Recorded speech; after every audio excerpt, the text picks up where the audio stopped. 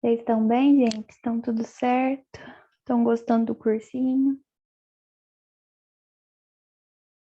Eu tô meio perdida ainda. É normal, né? Leva um tempo para acostumar.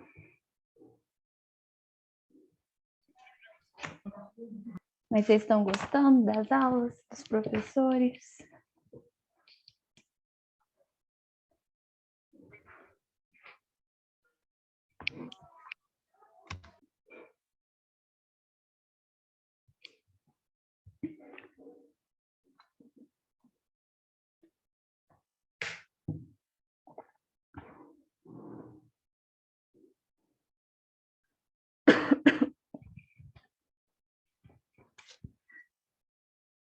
Eu acho que a gente pode ir começando. Hoje a aula de hoje, a gente vai falar sobre Marx, né? Ele é o terceiro sociólogo clássico, que a gente já viu o Emile Durkheim, vocês viram com a Giovanna o Max Weber, né, na aula passada, e aí agora a gente vai ver o Marx. Assim, como Marx sempre é um pouco polêmico, né, por toda a questão que tem e tal, essa aula é uma aula imparcial, assim, para trazer o conteúdo que ele fala, não tem nenhuma ideologia, não quero colocar minha opinião nem nada, é só para a gente entender mesmo o que ele fala. Então vamos começar. Esse materialismo histórico dialético é o principal conceito da teoria dele. Então é nisso que a gente vai se aprofundar hoje. Falando um pouco, né, do contexto, dos aspectos iniciais, as obras que o Marx escreveu foram O Capital, o Manifesto Comunista e a Ideologia Alemã. E aí é muito doido, né, a gente pensar que ele estudou muito as relações capitalistas para poder criticá-las, né? A gente só pode criticar alguma coisa quando a gente conhece. E foi isso que ele fez. Então, nessa obra, O Capital, é uma obra muito extensa, assim, refletindo e discutindo sobre o sistema capitalista, os modos de produção, que a gente vai ver o que é isso hoje. E aí depois ele propõe uma alternativa, né, a esse sistema. Então, o contexto que ele está é do século XIX, um contexto de revolução industrial. Então, a gente tem a burguesia e o surgimento, né, assim, o auge, né, da burguesia e do proletário. E aí a gente vai ver o quanto essas classes são opostas e o que isso gera, né, o que o Marx traz a partir dessa oposição. E aqui, quando a gente coloca as origens, não precisa saber, não, é só mais para contextualizar. Para contextualizar de onde que o Marx foi tirando as coisas, né? Ele criticou o socialismo utópico desses dois pensadores aqui, e esses pensadores tinham feito propostas, né, de igualdade, então já foram caras que pensaram em alternativas para o capitalismo, mas o Marx critica por achar que isso é muito que o jeito que eles colocaram ainda é muito teórico. Ele critica também o Adam Smith e todo o estudo que ele faz sobre a economia política na Inglaterra. E aí o Marx traz para si uns conceitos de alienação e materialismo, que a gente vai discutir mais para frente. E ele traz para si também o conceito de história dialética de Hegel, que a gente vai ver que o Marx sofreu muita influência do Hegel.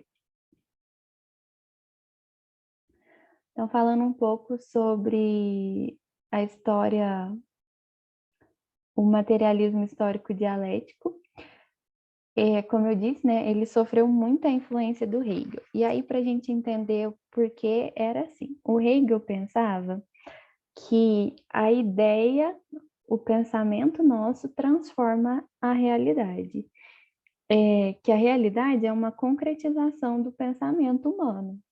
Então, primeiro a gente tem uma ideia e aí a gente, quando a gente concretiza essa ideia, a gente tem a realidade.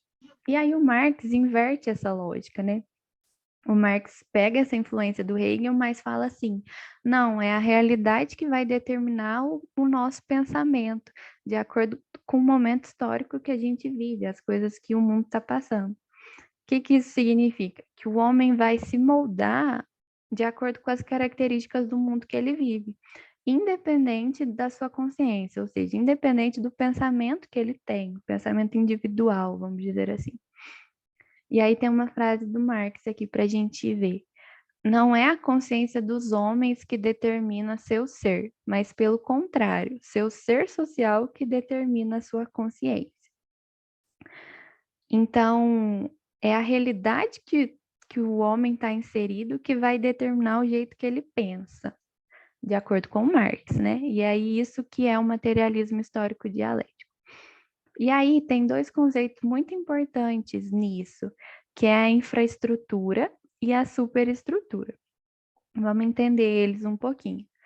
A infraestrutura é a realidade material. São as condições materiais, econômicas, são as relações de produção entre o patrão e o empregado, por exemplo. É tudo aquilo que é palpável, assim. E a superestrutura são os valores culturais, é a nossa cultura, os nossos valores morais, políticos, religiosos. E aí, por exemplo, é o Estado, é a arte que a gente consome, é a cultura, é a nossa justiça, né? O nosso corpo jurídico, ou seja, tudo aquilo que é imaterial, sem matéria, um pouco mais abstrato, vamos dizer assim, né? São os nossos valores. Colocar como valores a gente consegue entender. E aí a chave da questão para esse conceito é que para o Marx, a infraestrutura determina a superestrutura. O que isso quer dizer? Que as condições materiais que o homem tem, a relação que ele tem de produção, né, na economia, isso vai determinar os valores da sociedade. Então, vamos dar um exemplo, né? Por exemplo, o nosso tempo de lazer, ele é programado de acordo com o nosso trabalho. A gente fala assim, vou fazer alguma coisa para descansar. A gente sempre pensa que a gente vai fazer no domingo, porque é o dia que a gente não trabalha, né? Que a gente não estuda. E aí, ou seja, esse valor meu, que é um tempo de lazer, essa cultura minha, né, de tirar um tempo de lazer, está sendo determinada pelo meu trabalho, que é uma condição material que eu tenho. Deu para entender, gente? Se ficar confuso, se quiser tirar alguma dúvida, pode falar, tá? Pode me interromper. Então, vamos seguir. Só vamos ler essa frase do Marx aqui. Os sistemas de produção dos meios materiais de existência condiciona todo o processo de vida social, política e intelectual. O que isso quer dizer? Que as relações entre o trabalhador e o patrão, o trabalho que eu tenho, isso, as condições financeiras que eu tenho, isso influencia o meu processo de vida social e política, e não ao contrário, né? Então, é uma visão um pouco determinista que o Marx tem. Como eu falei para vocês, lá na obra O Capital, o Marx vai estudar muito a economia de acordo com a história mesmo, né? De tudo que foi acontecendo na história. E aí ele estuda e define os modos de produção. O que é isso? Modos de produção é um meio pelo qual a sociedade vai produzir seus bens e serviços, como que eles vão utilizar, como que a sociedade vai utilizar esses bens e esses serviços e como que ela vai distribuir. Esse conceito parece um pouco confuso, mas ele é muito simples e a gente estuda muito isso na história.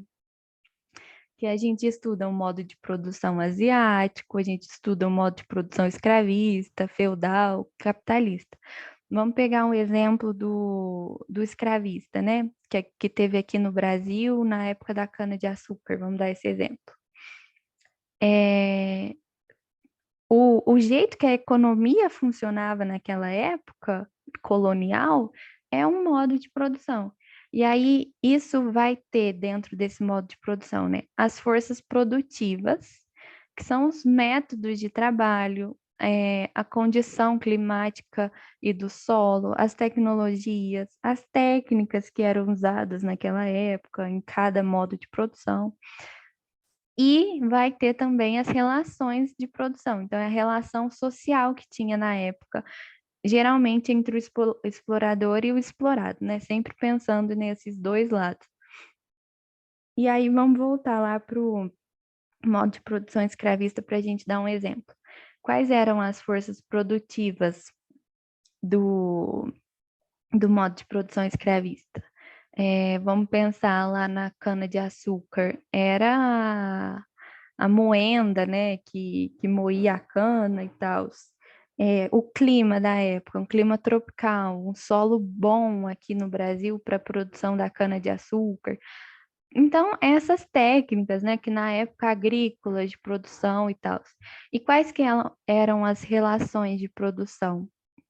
As relações de produção naquela época eram entre o escravo e o senhor de engenho, o senhor de engenho e os comerciantes pequenos que tinham na época. Então, é isso que é um modo de produção, é como a economia funcionava. E aí o Marx, ele vai focar no modo de produção capitalista, que foi aquilo que ele estudou bastante para depois criticar. Então, vamos também estudar um pouquinho do modo de produção capitalista. O modo de produção capitalista surgiu depois do modo de produção feudal, né? Com o surgimento da burguesia, com o renascimento do comércio, né? Depois do sistema feudal.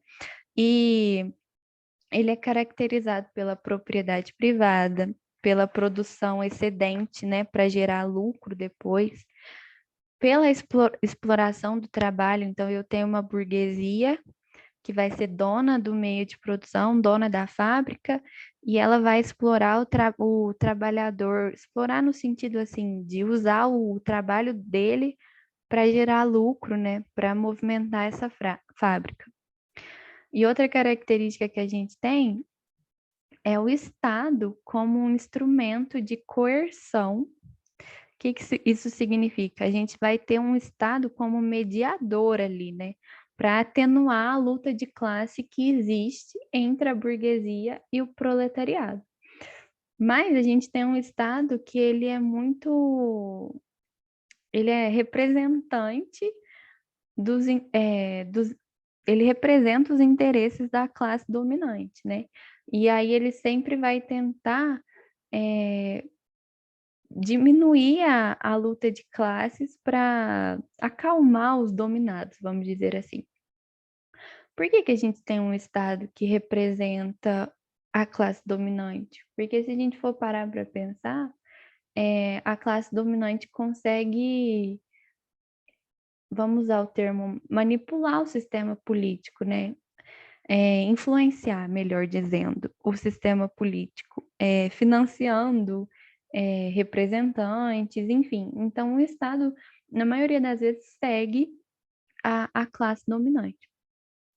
E aí a gente tem no modo de produção capitalista, naquelas relações de produção, duas classes sociais que são opostas, divergentes, assim.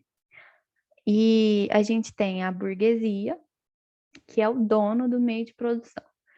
Ela é dona da fábrica, ela é dona das ferramentas que o trabalhador usa. Ela é dona das coisas que o trabalhador precisa para trabalhar, vamos dizer assim. E a gente tem o proletariado, que ele vende a força de trabalho dele. E aí recebe um salário por isso, né? Mas ele está vendendo o trabalho dele. Então, o trabalho do proletário é como se fosse uma mercadoria que ele vende para o dono da produção. E aí, algumas observações que a gente faz, né? O, o burguês, ele se apropria do trabalho do proletário para gerar o lucro da fábrica, porque sem o proletário, o burguês não teria o lucro dele. Então, ele usa, né, do trabalho do proletário para gerar o lucro e para produzir o excedente que vai virar, para produzir as mercadorias que vão gerar lucro depois. E outra coisa, né? A gente tem o salário do trabalhador só servindo para manter a existência dele. Por quê? Porque o salário ele não pode ser tão baixo que não dê para o trabalhador sobreviver. E aí o dono da fábrica perderia esse trabalhador, perderia essa fonte de lucro, né, a partir do trabalho dele. Mas ele também não pode ser muito alto, porque senão o trabalhador não consegue maximizar esses lucros que ele tem. Então, se eu dar um salário muito alto para o meu empregado, eu vou ter menos lucro depois. E isso o burguês não quer. Então, se a gente pode fazer uma crítica para o sistema capitalista, é essa, né? Eu estou dando um salário que ele só serve para manter a existência do meu operário. Não pode ser nem menor que isso, nem maior que isso, porque senão já vai atrapalhar o lucro, que é o que esse sistema visa. Gente, tá dando para entender? Qualquer coisa vocês me cortam.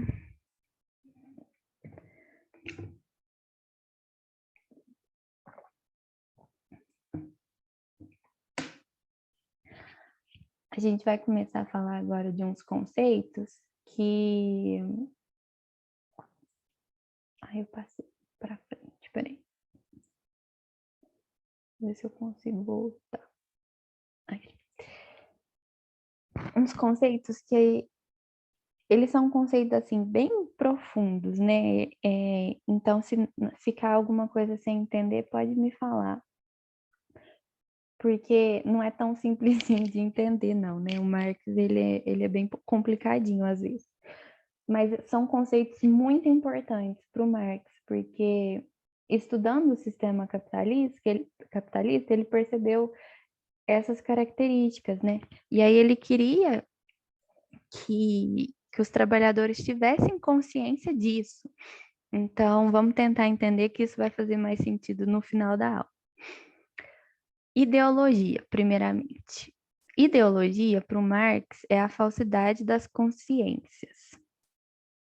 Então, as ideias de uma época são sempre ideias de uma classe dominante, porque a gente viu que até o Estado contribui para atenuar a luta de classe, né? Para deixar a classe dominante sempre com a razão, vamos dizer assim. Então, para o Marx, ele chamava de ideologia tudo aquilo que engana as consciências. E é isso que a classe dominante está fazendo, né? Enganando o trabalhador, enganando assim, usando, né, o trabalhador, explorando. E então, verdades neutras e universais, elas vão ocultar os interesses de uma classe. Então, tudo na sociedade, a gente tem que pensar que foi feito pela classe dominante, né? E aí a gente tem um exemplo assim, do desemprego. Muitas vezes a gente escuta que o desemprego ele é alto em algumas situações porque o trabalhador que é má qualificado. Então, estou jogando a culpa para o trabalhador. E ao invés de pensar que às vezes esse desemprego eu mandar um funcionário embora, investir numa máquina que produz mais e tal, isso está deixando o meu lucro ser maior. Então, a gente tem dois pontos de vista, né? Eu jogo a culpa para o trabalhador e no outro, eu vejo que é a empresa que está tentando conseguir o lucro máximo dela. Então, a gente precisa ficar atento e se tornar consciente, né, de como as coisas estão chegando até para a gente. Será que a gente está sendo enganado? Será que aquilo que falam é, é o que realmente acontece? Assim, né? Sempre tem um pé atrás. Acho que isso que o Marx queria que os trabalhadores tivessem. Prestar atenção se as ideias estão vindo da classe dominante ou não, né? Se eles estão sendo enganados. E aí uma coisa que é engraçada é que hoje a gente chama socialismo e comunismo de ideologias, né? E o Marx criticava ideologias. Então, olha que doideira. Às vezes, usam um conceito que o Marx critica para caracterizar algo que o Marx criou, né? Vamos dizer assim. Então tá, vamos para o próximo conceito, da mais-valia.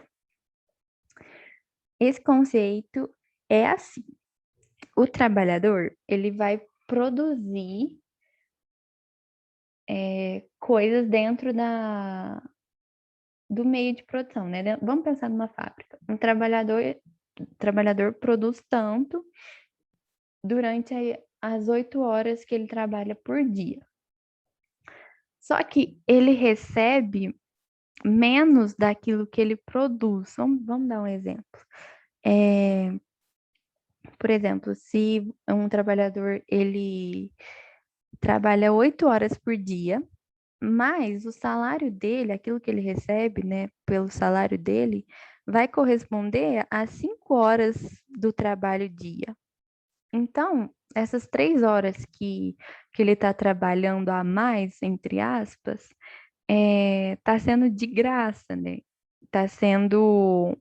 Ele está oferecendo essas horas pro patrão de graça, entre aspas. O que isso significa? Que a produção do proletário é superior ao salário que ele recebe. Então, a mais-valia é a diferença entre o que o trabalhador produziu, o valor que, que é equivalente ao que ele produziu, e o valor que ele recebe. O valor que ele recebe é sempre menor do que aquilo que ele produziu, porque o lucro do burguês é sempre maior, né? E aí a gente tem a mais-valia absoluta, ou seja, é um aumento da jornada de trabalho. Então, pegando lá no nosso exemplo, se eu aumento a minha jornada de trabalho para 10 horas, mas eu não aumento o meu salário, então em 5 horas eu tô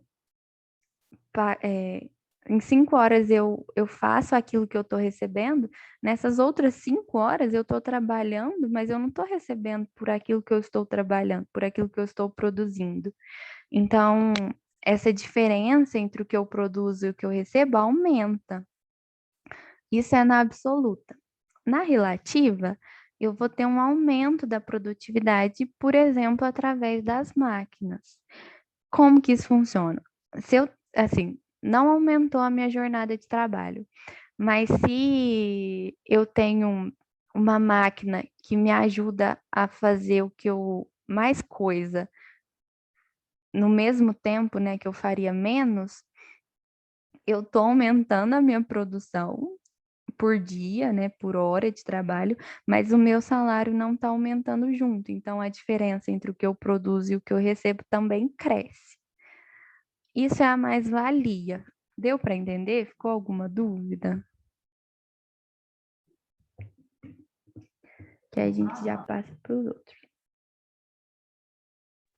Deu para entender, sim. Então, tá bom. Qualquer coisa, vocês me falem. Ai, passei de novo. Então, vamos para a reificação. Reificação significa desumanização, significa coisificação. O operário, dentro desse sistema, ele passa a ser coordenado pelo produto que ele produz. Então, ele se desumaniza. Dentro da fábrica, o operário é visto por aquilo que ele produz, sabe? Se ele não está produzindo o suficiente, se ele está causando mais prejuízo que lucro, ele é descartado, né? É isso que a gente observa no sistema capitalista, que pessoas são coisas, né? Que são coisas determinadas por aquilo que elas têm, que ela pode oferecer, por aquilo, por quanto mais lucro eu gero, mais bem visto eu sou por esse sistema, né? Então é essa desumanização causada por essa exploração. E aí, continuando, a gente tem outro conceito muito importante para o Marx, que é a alienação, que é a incapacidade de usufruir aquilo que o trabalhador produziu. Então, alienação significa distanciamento, estranhamento. Então, muitas vezes, o trabalhador, ele não é consciente daquilo que ele produz e ele também não usufrui, ele não utiliza aquilo que ele produz. Vamos pensar numa fábrica de tênis da Nike, né? Sei lá, um exemplo. Quem produz esses tênis geralmente não tem o dinheiro para comprar esses tênis, né?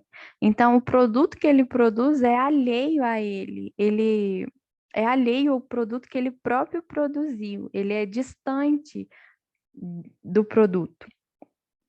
E, e aí isso causa uma coisa que a gente chama de fetichismo da mercadoria. Porque o trabalhador ele vai produzir essa mercadoria, só que muitas vezes ele perde a noção de como ela foi produzida. Por exemplo, em uma fábrica onde a divisão do trabalho é tão grande e eu produzo só uma pecinha de um produto final, às vezes o trabalhador perde a noção do que é o produto final, porque passou a vida inteira produzindo só a pecinha do produto. Então é como se a mercadoria fosse resultado de um feitiço, fosse algo mágico, assim. Porque a gente perde a noção de tudo que foi necessário para ela ser produzida. E isso a gente não precisa jogar só para o trabalhador, a gente pode jogar para a nossa vida também. Quantas vezes a gente compra um produto, vamos pensar que a gente comprou um tênis, né? Quantos processos precisaram acontecer, quantos trabalhadores estão envolvidos na produção desse tênis, e a gente não pensa nisso na hora que a gente compra. A gente não pensa se o trabalho foi digno, né, dessas pessoas que trabalharam para produzir esse tênis. A gente vê só o produto final como algo mágico, assim, que chega até nós, né, que a gente pode comprar. Outra coisa, assim, a gente pode levar esse fetichismo da... Nossa senhora, tô falando que a reunião vai acabar em 10 minutos. Mas eu tô acabando aqui também. Que eu tava falando. A gente pode levar esse fetichismo da mercadoria para a supervalorização que a gente tem das mercadorias no dia de hoje, né? O ter é muito importante nessa sociedade capitalista. E aí tem uma chargezinha aqui que explica muito bem esses conceitos, ó. O senhorzinho falando assim: vou me aposentar amanhã e sabe o que eu vou fazer? Andar até o fim dessa linha de montagem e descobrir o que eu estou fazendo há 30 anos. Ou seja, ele trabalhou a vida inteira numa fábrica montando uma pecinha, mas ele não sabe o que aquela fábrica produz, qual que é o resultado final do trabalho dele, sabe? Isso é alienação. Essa charge acho que já caiu até em uma questão de Enem. Tá acabando, viu, gente? Aí, por fim, lembra que eu falei que a gente usa todos aqueles conceitos para chegar nisso? O diferencial do Marx que ele coloca, né, como diferencial dele, é que ele não para na teoria. Ele quer que o trabalhador pegue todos esses conceitos que ele se conscientize de tudo aquilo que acontece dentro do sistema capitalista para fazer uma transformação na prática. Ou seja, se eu tenho consciência da realidade que eu vivo, né, que é essa realidade de exploração e tal, de alienação, da mais-valia, eu posso tentar buscar uma alternativa para isso. E aí foi isso que o Marx fez. Então, praxis da dialética, praxis é a prática, né? E dialética é tudo aquilo que é oposto, tudo aquilo que se confronta, assim, que é antagônico, que é a luta de classes, né, que a gente viu entre a burguesia e o proletariado. Então, o que que o Marx fala? Vamos, se o trabalhador se conscientizar de tudo aquilo que acontece, de toda essa exploração e tal do sistema capitalista, se vocês se unirem, né, trabalhadores, vocês conseguem articular uma nova ordem. E o que que essa nova ordem vai fazer? Vai destruir o Estado, porque o Estado é aquela superestrutura que está sendo influenciada por essa luta de classes, né? E aí, como que isso aconteceria? Por meio primeiramente, do socialismo, que é eu vou abolir a propriedade privada, eu vou fazer uma ditadura provisória do proletariado, e aí, para manter isso, esse sistema novo, né, eu vou fazer imposição e força, ou seja, não é um método pacífico, é violento.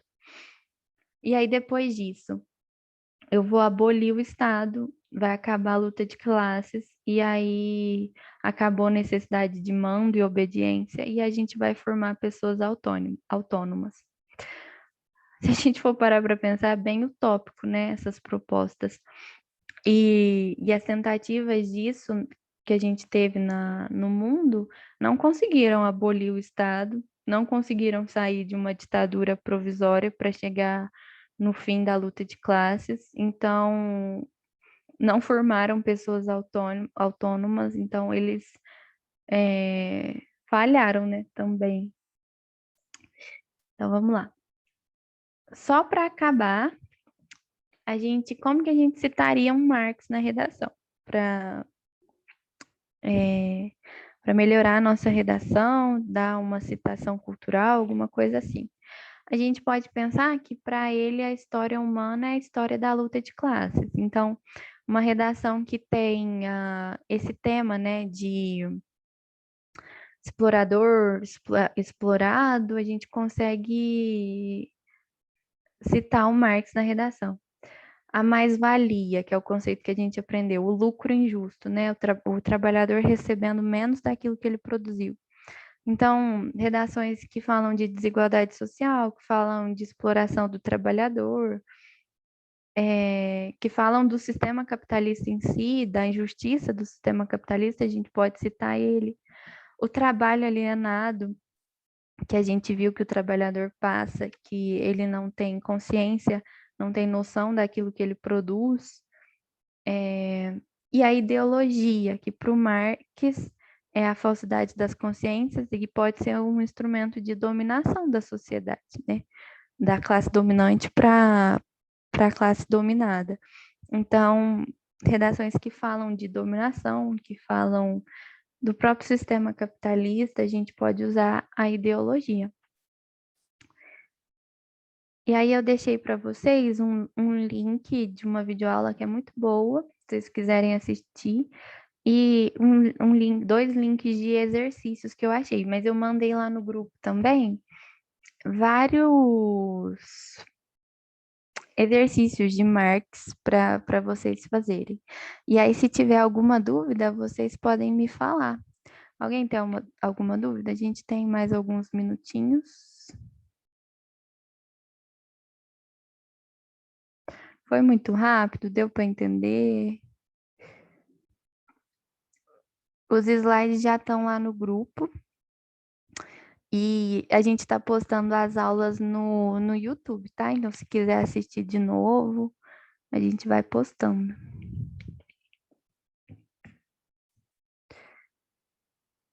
Bom, gente, se não tiver nenhuma dúvida, é isso.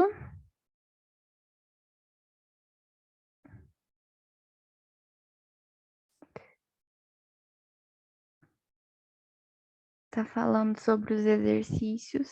Eu mandei lá no grupo os exercícios. E aí vocês podem tirar dúvida comigo se surgir alguma dúvida. Pode me mandar mensagem no WhatsApp, não tem problema não.